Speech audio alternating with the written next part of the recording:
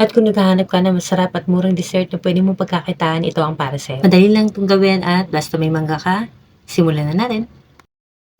Dito ay gumamit ako ng 4 cups ng water. Mas mainam nga pala kung warm or hot water ang gamitin nyo. Tapos naglagay lang ako ng mango gulaman. Kung wala namang mango gulaman sa inyo, ay unflavored gulaman na lang ang gamitin nyo. Okay lang naman yun. Tapos naglagay ako ng 1 can ng condensed milk. And then, i-mix-mix lang. Tapos naglagay din ako ng 2 sachet ng powdered milk na dinissolve ko lang sa 1 cup ng hot water. Medyo natabangan pa nga ako kaya ako naglagay ng 1/4 cup ng white sugar. Optional lang naman sa pag-add ng sugar. Kung ayaw nyo ay, huwag na lang kayo maglagay. Nag-a-add nga pala ako ng sugar kasi kapag nag-chill siya, medyo nababawasan yung tamis niya. Mix-mix lang ng konti at kapag malapit na kumulo ay okay na yan. Dito naman ay maglalagay ako ng slice na mangga sa bawat tab. Bali, 4 na tab nga pala yung nagawa ko. Tapos maglalagay lang ako ng 1½ cup ng mango gulaman sa bawat tab.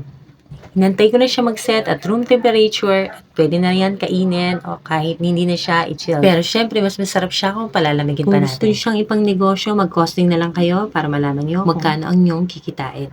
Yun lang muna at maraming salamat. Bye!